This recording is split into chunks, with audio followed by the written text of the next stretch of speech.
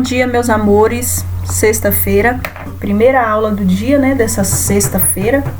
Nós vamos falar sobre ainda esse conteúdo que aparece aí na aula de hoje, que é a história do município, né?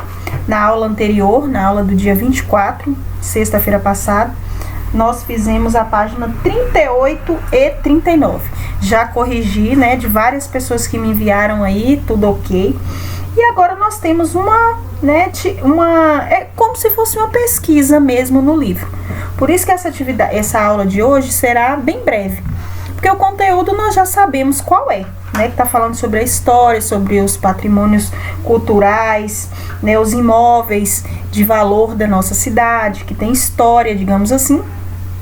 E nós vamos agora responder aí essa página 40 e 41. Né, que é uma mini entrevista, vai falar sobre o seu município. Qual é o seu município? Teixeira de Freitas? É o seu município? Pois bem, na questão de número 6, por exemplo, diz assim: existem patrimônios culturais tão importantes que, por seu valor paisagístico e histórico, passaram a pertencer não mais apenas um município, mas a toda a humanidade. Pesquise sobre os patrimônios culturais brasileiros e dê sua opinião sobre a importância deles. Então aqui já está falando sobre os patrimônios culturais brasileiros. Gente, tem aulas anteriores aí falando sobre os patrimônios culturais. Por exemplo, na verdade nós falamos sobre os centros históricos, que também é um patrimônio cultural da humanidade. Lembra lá na página 34? Na aula do dia 10 deste mês, nós falamos sobre o centro histórico. Se você tem alguma dúvida, pode ir lá voltar a assistir a aula, que nós falamos sobre o centro histórico de Olinda, Pernambuco, né, de Brasília. Nós falamos sobre o centro histórico de Salvador. Então, assim, vocês podem buscar um desses até mesmo, né? Um desses e falar sobre sua opinião sobre a importância deles. Qual a importância desse patrimônio cultural que você destacou aí, tá bom? Então vamos lá. Questão de número 7. Você viu que o patrimônio cultural imaterial é passado de geração em geração e que é recriado de acordo com o ambiente, pois está associado à identidade.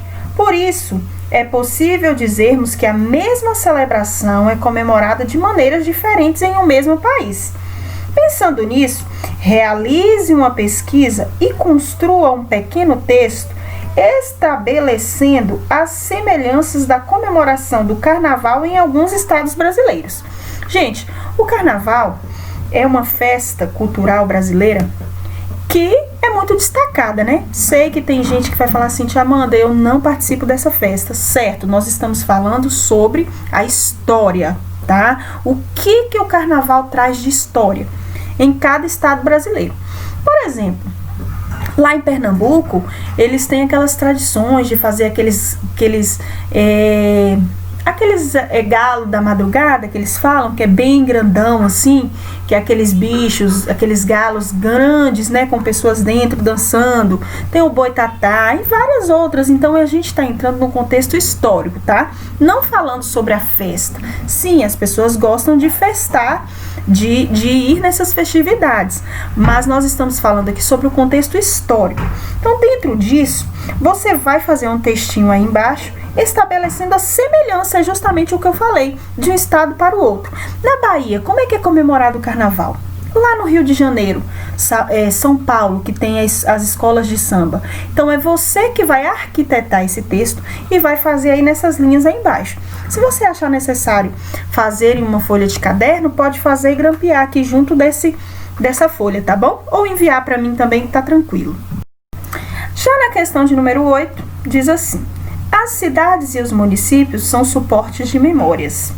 Escreva a resposta às perguntas representadas. Letra A. O que lhe vem à memória quando você pensa no município onde você mora? Então, quando você pensa em Teixeira de Freitas, que é o município que você mora, o que lhe vem à memória? Né? Você vai escrever aí. Eu estou lendo essas questões com vocês, pessoal, porque são questões de respostas pessoais. Então, eu estou auxiliando vocês a pensarem, a responder com coesão as respostas de vocês aí, tá bom? Para não ficar aquela coisa muito solta. Letra B. Que lugares do município onde você mora lhe trazem boas lembranças? Quais são tais lembranças? Primeira coisa, tem duas perguntas aí. Tá perguntando se o município onde você mora trazem boas lembranças. Se sim, você vai colocar o sim e o ponto.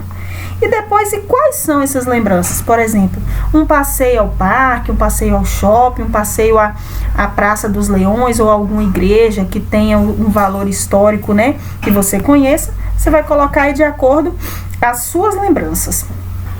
Letra C. Que lugares do município onde você mora lhe trazem más lembranças? E quais são elas? Então, aí agora você já vai pensar em uma coisa desconfortante, uma má lembrança que tem do seu município. Aí você vai colocar aí e vai responder qual lembrança é essa e o porquê, certo? D, última questão. Você consegue se lembrar de um lugar que seja histórico ou gastronômico? Um terceiro cultural e, por fim, um público no município onde você mora? Escreva o nome deles. Você consegue lembrar, você consegue se lembrar de um patrimônio, né, de um lugar histórico aqui em nosso município, em Teixeira de Freitas? Ou gastronômico? Se você lembra de um, você vai citar embaixo e escrever o nome dele, tá bom? Na aula anterior que iniciamos falando sobre a história do município, a tia Amanda até citou um, né? Espero que vocês lembrem deles aí, tá? Então, a aula de história se encerra aqui.